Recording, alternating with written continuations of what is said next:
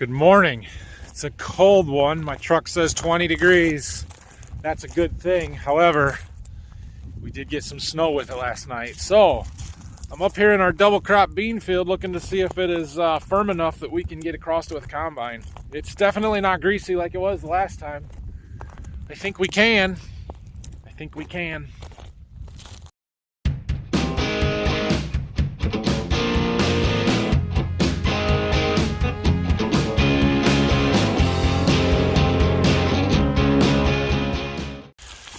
My biggest question mark is how much of this snow are we going to end up combining? I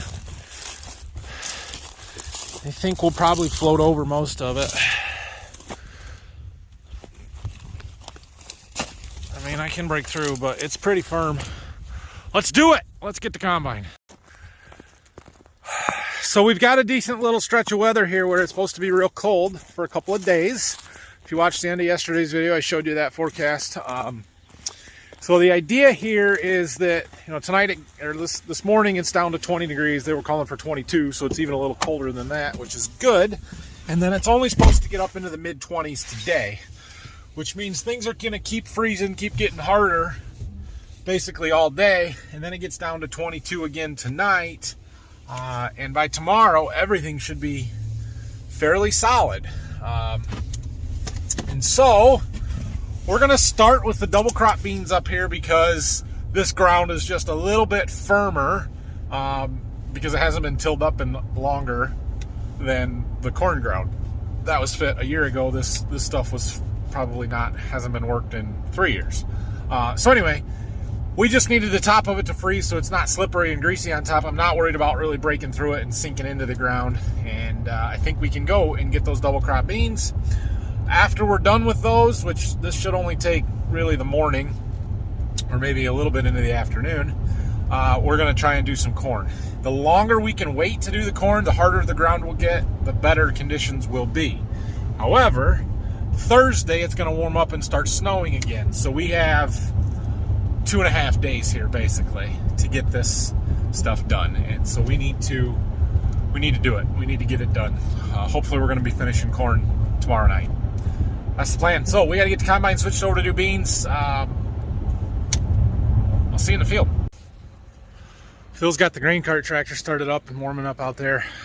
These double crop beans, we're going to be lucky if we can fill a grain cart, the whole field that's left. So we're probably just going to take that up there and set it. We don't need trucks up there or anything until we're done, most likely. So one-man operation here once I get moving.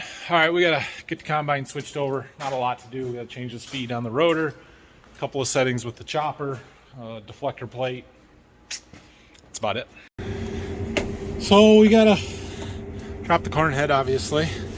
I would go find the header cart and do all that, but there's no real reason to. So we're just going to leave it set right here in the shop. It'll stay nice and warm that way. Nothing will freeze up on it. I don't know if anything would anyway, but it'll be fine. We're going to be back for it later today, most likely.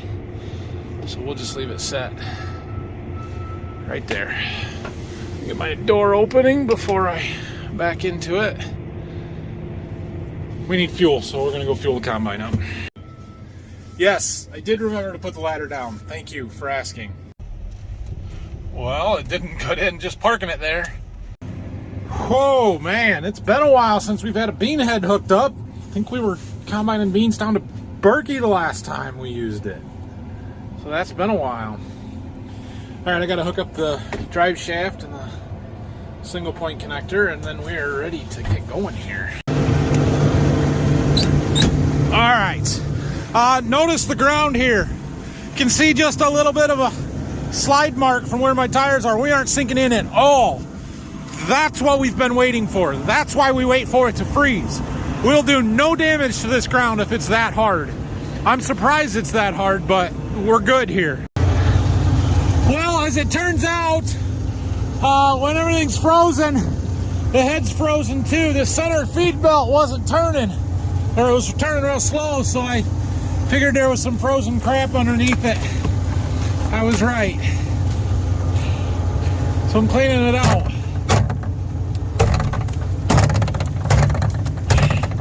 On the bright side, this Center feed pan is a lot easier to open on this head than the old one, at least when it's not frozen. When it's frozen shut, it's still pretty difficult, but it's just got some pins to hold it in place instead of bolts that you gotta take out, so that's nice. On the bright side, at least I had some really thin gloves that helped. I only got hit in the ear once when that pan fell on my head. All right, let's try this again. All right, still doing it. See that? I know it's kind of going now. That center feed belt is surging. It's not real smooth. Why is that? There's nothing obstructing it. Just cold. I tried to look for it's getting better. Tension adjustment on it, and I didn't see how to do it, so I might need to read in the book. Maybe it's a little loose, but that's better. There's 2 speeds. There's a gearbox down there that I can change the speed of it, but it seems to be going now. Maybe it's just cold and it wasn't very flexible. I think my header height sensors are also frozen because the head just keeps wanting to creep up. That's going to be a problem too. But we're doing it. So there's that. Well, the snow looks worse out here than it did by the road, but it's all on the ground. I am picking up just a little bit of it. I don't think it's going to hurt anything, and it's probably cold enough right now that it doesn't matter anyway. If the air temperature is below 22, 23 degrees, that snow will stay frozen and flow right through the combine. It's when it warms up into the high 20s that it starts sticking to stuff inside because there's enough engine heat and residual heat in the combine that it melts it a little bit and then it gets sticky. But things are going okay here. The header height control is not working. I think it's frozen up from sitting on the trailer. So I've got to control it manually, which is not a big deal. We're getting a fair amount of pods. I'm trying to clean that up. It's a lot better than it was, but we're going to keep working on that. These beans are, according to the monitor, 16, 17%. I have no idea if that's accurate or not. I would guess they're closer to 20, 22, but it doesn't matter, right? It's December 7th, I think, today. We're going to just get them out of the field no matter what moisture is on them. So we're not going to store these beans. They're not going into our bins. We're going to take them to the elevator and sell them. If anybody else is working today, they're going to have their dryer fired up anyway. There's a lot of beans to be combined around here, so shouldn't hurt them at all. They'll just dry them. They'll charge us a drying charge. It's fine. These are double crop beans. It's all bonus. Well, we've made it up to the portion that is planted between the windrows. So right in front of me, there was a straw windrow when we planted the beans up here. So there's no beans there. So essentially, we're combining 30 out of the 40 feet. But we've got to combine it all just because of the way it works. You can see it in my background map here. The little brown sliver there is areas that was planted before or after. They baled the straw from there over, basically. That way, what we've already combined. And then there's a gray strip that didn't get planted, and then the purple, which came in with a different variety. And you can see the strix. So they're still in that 13, 12, and 10 to 15 bushel beans. They're terrible beans, let's be honest. But it is over our break even. And if you take out that 10-foot strip that doesn't have seed cost in it, yeah, it is what it is. It's worth running the combine over, but we aren't getting rich on these beans, let's put it that way. We are not fighting any mud, though, other than maybe right here where there's actual water. Let's see. Any mud on the tires? Yeah, just a little bit. Broke through there. But yeah, the ground is very firm. We're not having any issues with mud and sliding and slipping and cutting ruts or anything like that. It looks fantastic. So ground conditions are good. Hopefully the corn stalks are just as good, and as soon as we're done here, we can go start shelling corn. See that? Our grain tank, 3/4 of the way full. No kidding. We're about 16 bushel average for this first. I haven't dumped yet. So since we started here today, we're about 16. It's not great, but it'll work. Wow, can you even see the beans piling up in the grain cart? What a deal. Just for reference, if we get that grain cart full, that's roughly 1,100 bushels. We're going to round down roughly 1,000 bushels. We'll say there'll be 900 bushels on there by the time you shrink it for moisture. And yeah, whatever other loss. But let's just say that there's 900 bushels on there. So I come over here to my handy dandy somewhere calculator, and let's do a little math. 900 times, what's the price of beans today? I think it's about $12.50. $11,250. Even if you round that down to $10,000, I feel like my grain cart, there's $10,000 in it. That's why we're combining these, because it's worth it. There are some spots out here where we've got some ice, water, frozen ice. Yeah. Did you guys know that ice is frozen water? Anyway, we're going right over it, and occasionally we break through and get a little mud, but it's not soft, it's not slowing us down, we're not cutting a big rut, we're not sliding through it, around it, over it. The auto steer works just fine through it, so things are going pretty well here. We are up to 78 acres covered. We had about 40 done when we started here today, so we're about 40 acres or just under, so things are moving pretty well. He's still got a lot of pods. I'm still trying to clean that up a little bit more. Oh well. So on our old combine, they had a little cheat sheet, little slide rule thing that you could use to set your combine settings. This one doesn't have that because it's supposed to do it itself, but I don't have the cameras, so it's not working. But the concave clearance, which is this top number here, the recommendation was between 15 and 25 for soybeans. I have it at 3. And the threshing speed, that 800, the recommendation is 450 to 650. So I'm super tight, super fast compared to what normal settings are, trying to grind these beans out of those pods. And I mean, we're not doing a terrible job, but there's still plenty of pods in them. Ah, there goes the gravity wagon. Somebody else is working. Not the only one out here. Well, the beans kind of dropped off on this end of the field once we got over here, and I thought they might. There's some good ground in front of the woods over there behind the building site. This side is not so good, so we're gonna average about 18 for the whole field, 110 acres. But we didn't plant all of that because, like here, there's nothing there because we didn't plant it. So, I mean, really, where there was beans, they averaged in the low 20s. That's pretty good. I'm not upset with that at all. Anyway, we're almost done here. I just got to finish this round. And we'll go unload, and we'll have pretty close to a full grain cart. And Phil can unload it and haul them in. Oh, double crop beans. Done. That means we're done with this bean head now. Lift it all the way up and leave it on for a minute to try and get some of that chaff off there so it can get cleaned up and put away for the winter. We will probably attempt to power wash it, or at least blow it off and get the dirt off of it and stuff, and then put it on the trailer and stuff it in a barn down to Berkey. That's what we usually do with it. We do not usually put it in the shop or do much maintenance on the bean head in the fall or winter because, well, usually we finish beans and we're trying to get the corn shelled. I mean, we're almost done with the shelling the corn at this point this year, but we get it out before wheat harvest in July or in the end of June and go through it then. So that's the plan, but we do want to get it cleaned up a little bit before we put it away. So I'm going to go unload into the cart. I'm going to call Phil, have him bring a truck up here, and then we're going to drop the head and go shell corn, I think. I can confirm it's still cold out there. I forgot the ladder. Power ladder. Stupid manual, not power ladders.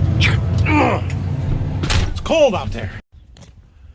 All right, I'm gonna go up with Phil with the truck, and we'll get that grain cart unloaded. That can sit there for a little bit. We'll get ready to go shell corn here. All right, well, we got that unloaded. The cart said that we had like 750 bushels is all. So rough math, we did slightly better than break even up there. Not great double crop beans. Those were our worst ones by far. They were the last planted ones. Going between the windrows probably wasn't the right thing to do, but at the time it was worth the risk. All the rest of the double crops worked out really well. So it is what it is. I'm gonna go find Dad, maybe grab something to eat here real quick, and then we're gonna go shell some corn.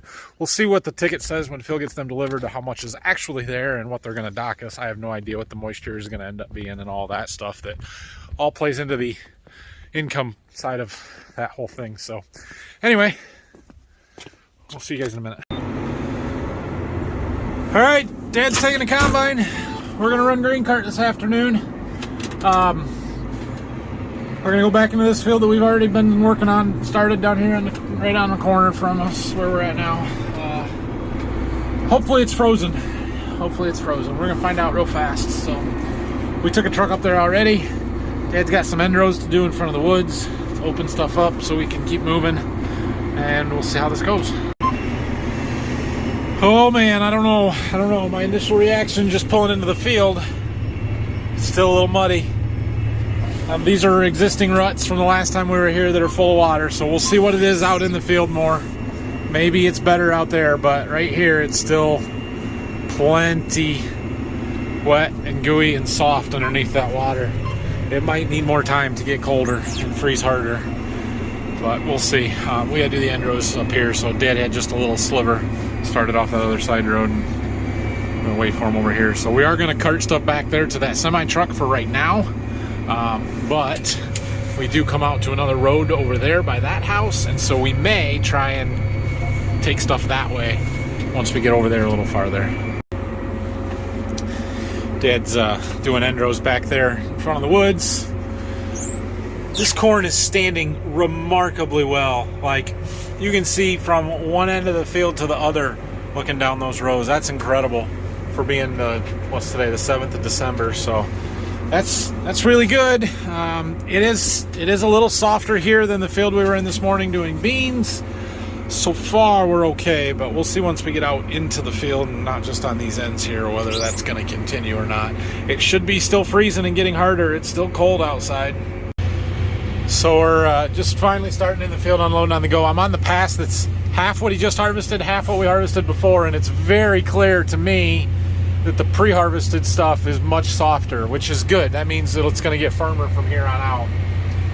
I'm guessing that has a lot to do with the fact that the corn is still standing. The residue wasn't insulating the ground, keeping it from freezing and getting more solid. So now we just got to figure out how we're going to get all this corn out of here, because it's a long haul back here and it's soft. So I don't know what we're going to do yet. Well, we're having a little argument or battle about where we're going to park trucks here. I loaded that one back behind me there, and then Dad decided that it's too wet over here, so he wants us to park trucks on the road on the west side over there. There's one sitting over there, but you can't see it right now. But the road ditch is so high and so far across that I can barely reach it with the cart, so that isn't going to work. So we're going to go do some end rows over there and try that. This field, we've got 3 different roads that we can work off of, and none of them are good. Well, one of them is good, but it's too wet. One behind me. All right, you guys can't see the slope very much, but it really drops off right here, and it's just far enough. Plus, there's an electric wire back there that I can't have the unloading auger unfolded for, so I gotta wait until we cross it, then unfold, and then try and pull up here and see if we can get close enough to hit that truck, but we really get on quite an angle. That's what those equalizer tracks are for, which you can't really see it from here, but I guarantee you they're flexing pretty good right now. Set that auger down. We're gonna hit it, but just barely. That one's not so bad. When I did this one, I wasn't close enough, and I got it all on one side of the truck. So we're gonna try and just do this one here and then put the truck somewhere else. Well, this is the busiest of the 3 roads that we have to work off of, but it's, I think, our best bet right now. Not that we want to leave trucks parked on here, but should be okay in this particular spot. This road ditch is much flatter, so I can get a lot closer to the road. The road's a little higher than the field, which isn't ideal, but I think the spot will work. Here comes my truck now. Well, my windows are getting dirty because I splashed through some mud. Most of the field is not too bad. You can see there's a spot right there. It's the bottom of the dip, and there was water. And where there's water, it's ice, and then there's water underneath, and it splashes and gets everything muddy. So we are into some longer rows here, which makes this, I don't know, this will be interesting to see how far he can make it, because I don't really want to have to drive through that water if I don't have to, but I might have to. You guys want to see the fun we're having? We're in these longer rows, so he's not able to get past the water before we got to start unloading. So we'll get lined up here.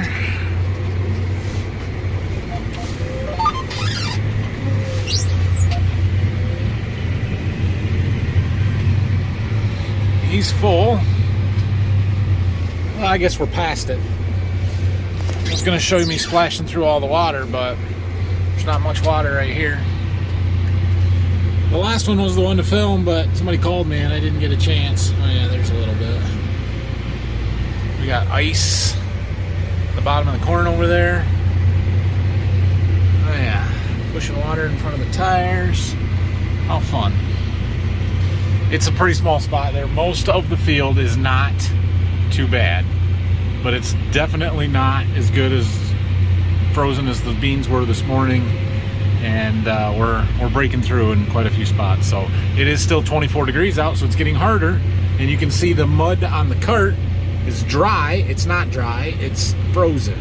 So as we splash stuff up, it's freezing to the tractor or to the mirrors over there, or fenders or whatever else, and it looks dry because of that, but it's actually frozen, not dry. So it's getting harder is what that means. And we're gonna keep going, and we're gonna finish tomorrow. We're gonna finish tomorrow. I'm gonna make sure of it. So we're, he's got just one more pass over there. That's sort of hard to see from here. But when you're in that spot where you've broken through the middle of the field, and then you're about ready to finish off everything to the open side of the field, I guess, it makes it feel like you're getting a lot done all of a sudden. Because, yeah, now we're going to jump way over there, and I don't know how much is left, but there can't be that much left. Maybe in a minute, if I get a second, I'll try and pull up the combine monitor. Remote display access on the iPad, so I can show you guys, and we'll check in, see how many acres we got done, what the yield is, and all that good stuff. There, now you can see better what I'm talking about. So we were right at the edge of that woods. We've come all the way across the front of it, and we're all the way over to there. And we've covered some ground. Have to be 40 acres or more, I would say. Somewhere in that ballpark, about 40 acres probably.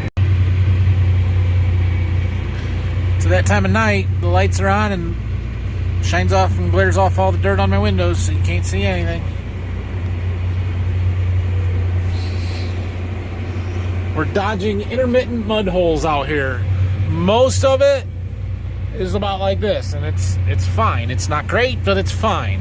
But every now and then, you get a pocket somewhere, like the one I'm going to show you in just a second, as we get to it. Up here, see that?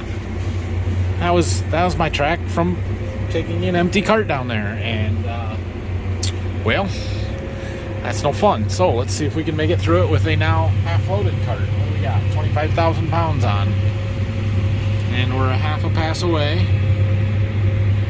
And starting to dig a little. And we made it really without any trouble. So it's now there's a big old rut over there from Dad just in the combine. So yeah, it'd be worse if it wasn't frozen. I just checked in with Dad.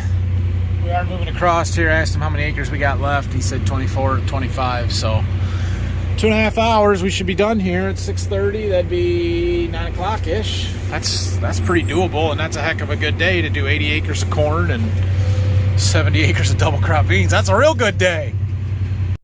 Oh, buddy. Oh, buddy. Oh, we made it. Slow down. Slow down. We don't want to spill corn. I don't think you can feel that like I can feel it, but we were spinning all over the place there. Oh, Okay. Dad tells me that we've got some mud building up in our tracks, so Phil brought me a spade and a scraper. I haven't looked at it, so let's see what we got.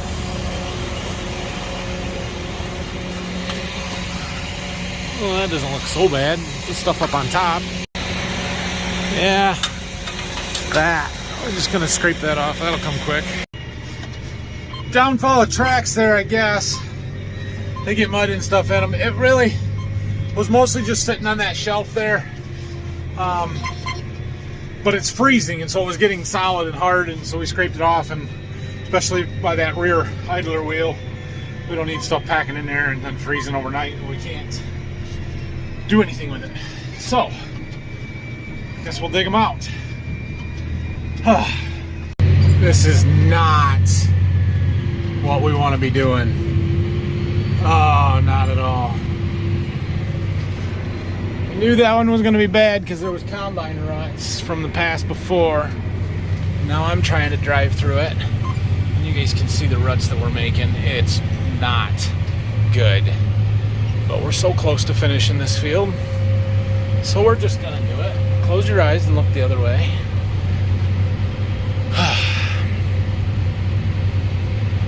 Tile. We need more tile. That's what we need. Oh, we're doing it again. There's that slip number that Brock gets all worried about. I saw 40 on there for a second. As long as you're still moving forward, the slip doesn't matter, right? That's my theory anyway. I believe there to only be one more round over there. And I don't know if you guys will be able to see this. Can you see the lights over there? You probably can't see that green light, can you? There's, yeah, too shaky, sorry. One of my green lights is on the wet bin, which I can see from here. Actually, it's got to be at least two because I can see it from here, which is cool. So we do have a little bit of wet corn. This stuff is 17.5 to 18%, and I'm sure it's flying through the dryer. We've just had a really good day and gotten a lot done, but I believe Dad is on the last round, so we're going to go empty this into the truck, and then we'll go back and catch him one more time and probably call it a night. It's almost 9 o'clock. Awesome. Awesome day. Gauges on that roll that don't have any corn in is throwing me off. Oh, yeah. He had, I don't know if it still counts as a row of shames when there's two rows or not. Yeah, when you're doing partial passes, you got to make sure that row's got a row of corn. But his auto steer's not working because the... Get out in the back end. The feeler gauge doesn't have a row to feel. It's on the stubble. Anyway, we're done here, which is awesome because holy crap, we did 80 acres of corn today on top of the 70 acres of double crop beans. That was supposed to be 2 separate days projects, and we got them done in 1 day, which means finishing the corn tomorrow should not be a problem at all because, I mean, 72 acres, we did more than that after lunch today. Oh, cool, cool, cool, cool. So he's going to get unloaded. We're going to go top off that truck over there, get equipment and everything moved home for tonight, and get ready to go tomorrow. You can definitely tell it's cold out because the tracks that I made earlier this afternoon have frozen over on top.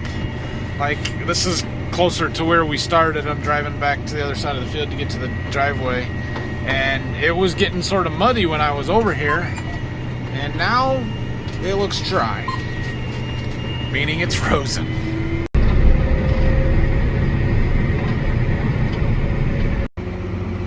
I'll park this tractor here for the night. We've got a plug right there so we can plug it in the engine block heater. It doesn't really need it. It starts okay without it being plugged in. And we haven't been doing it, but given that I know I'm going to need it in the morning and that I have the ability to park it by a plug, I'm just going to do it that way. Dad's pulling the combine in the shop right now, so man, we had a good day. 18s, really good test weight, 57.8 on that one. All right, I'm heading home here. I know I've already said it, but man, did we have a good day.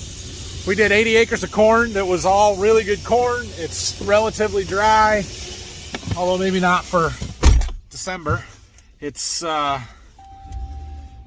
yield was right around 200 bushel an acre, and that is not one of our better farms. There's a reason that there's still corn on it, or there was still corn on it today. It's because it's wet. It was one of the last fields we planted. I'm thrilled with 198 point whatever Dad said it was. So that's really good. That field we did have a couple of different varieties in, and some fungicide stuff and some foliar feed stuff, and that was the field that we used the high-speed exact emerge planter in. So we've got a little data analysis to do on that, yield data, once we get time to do so, but I'm not there yet. So tomorrow we're going to finish corn. I have a question. So I know I was one of the first YouTube farmers to start harvest. We started on September 12th. Is anybody else actually still farming, still harvesting? I don't watch everybody. You guys watch a lot more of them than I do. So are any of the other ag YouTubers still harvesting, or am I last? Because that just, that sucks if I was first and last. But what are you going to do, right? On the bright side, it is already down to 21 degrees outside, so things are firming up and getting hard, frozen fast. Tomorrow is likely to be our best ground conditions since the 25th of September, before it started raining, which is nice, but that's why we waited. That's why we didn't push it here over the last 2 or 3 weeks when it was really muddy and soft and wet, and some other people were working, and that's fine, but we kind of decided to wait, hoping that this opportunity would come, and well, it has, so we're taking advantage of it and gonna wrap it up tomorrow. So yeah, thanks for watching, everybody. Have a great night. Check back tomorrow for the last day of harvest videos, and if you have any questions, comments, leave them down below. Don't forget to subscribe to the channel. Help me get to 20,000 by the end of the year. I don't know if we're gonna make it. I don't know if we're gonna get there, so I need you to hit that subscribe button and like the video while you're at it. Thanks, guys. See you tomorrow.